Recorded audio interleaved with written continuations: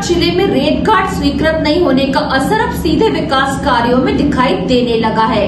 गांव में बनने वाली सीसी सड़कें, नालियां और पंचायतें कई निर्माण कार्य अधूरे पड़े हैं क्योंकि पंचायतों को समय पर रेत नहीं मिल पा रही है।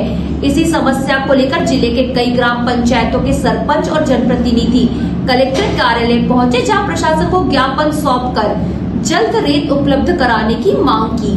वहीं प्रशासन को चेतावनी दी गई कि अगर एक सप्ताह के भीतर मांगों पर अमल नहीं किया गया तो ग्राम पंचायतों में तालाबंदी कर दी जाएगी।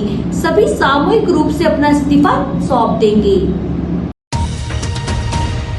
जन सुनवाई कार्यक्रम में पहुंचे ग्राम टवेझरी, बोंदा, लांजी सहित अन्य क्षेत्रों के जनप्रतिनिधियों, सरपंच ने जन सुनवाई कार्यक्रम के माध्यम से ज्ञापन सौंपते हुए बताया कि पंचायत क्षेत्रों में निर्माण कार्य जारी है, लेकिन रेत नहीं मिलने से काम अधर पर लटक गए हैं। कहीं सीसी रोड अधूरी पड़ी है तो कहीं नाली निर्माण बीच में रुक चुका है। बरसात का समय नजदीक है, ऐसे में यदि जल्द रेत उपलब्ध नहीं कराई गई तो गांवों के विकास कार्य पूरी तरह बंद हो सकते हैं। ज्ञापन सौंपने के दौरान कुछ पंचायतों निर्माण कार्यों के लिए बड़ी मात्रा में रेत की मांग की। एक आवेदन में करीब 165 ट्रॉली रेत की आवश्यकता बताई गई है।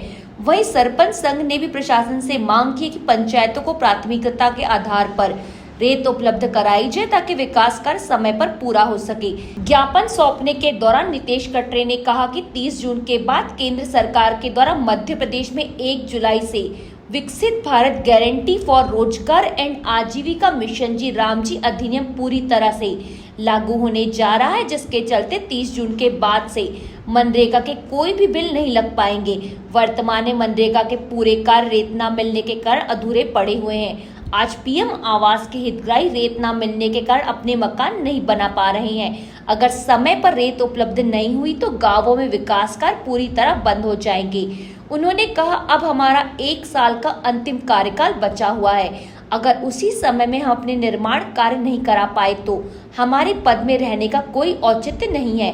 हमारी मांग है कि 1 सप्ताह के भीतर हमें रेत नहीं मिलती तो ग्राम पंचायतों में संपूर्ण रूप से तालाबंदी होगी और कोई भी कार्य नहीं किए जाएंगे। अगर प्रशासन ने किसी तरह का दबाव बनाने की कोशिश की तो हम सभी सामूहिक रूप से अपना इस्तीफा सौंप देंगे। समस्या इतनी है कि अभी सरकार का एक डंडा केंद्र सरकार का पड़ रहा है मनरेगा के काम खत्म करवाने के लिए जल्द से जल्द, क्योंकि मनरेगा बंद हो गई है। जी राम जी योजना लागू है।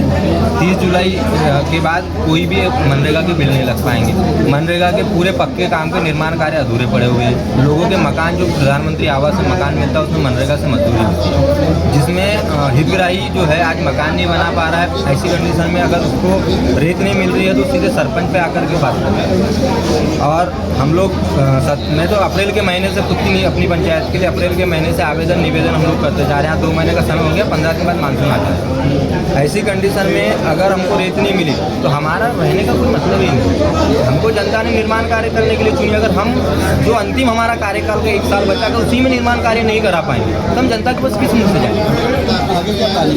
आगे हमारा सीधे साहब कहना है। आज हमने कलेक्टर साहब को जन सुनवाई में आकर के स्पष्ट रूप से एक लेटर लिख करके दिए हैं। सब पंचायत के पर्टिकुलर लेटर है कि 1 सप्ताह के भीतर अगर हमको रेत नहीं मिलती तो एक तो संपूर्ण रूप से तालाबंदी होगी, पंचायत के अंदर कोई कार्य नहीं होंगे।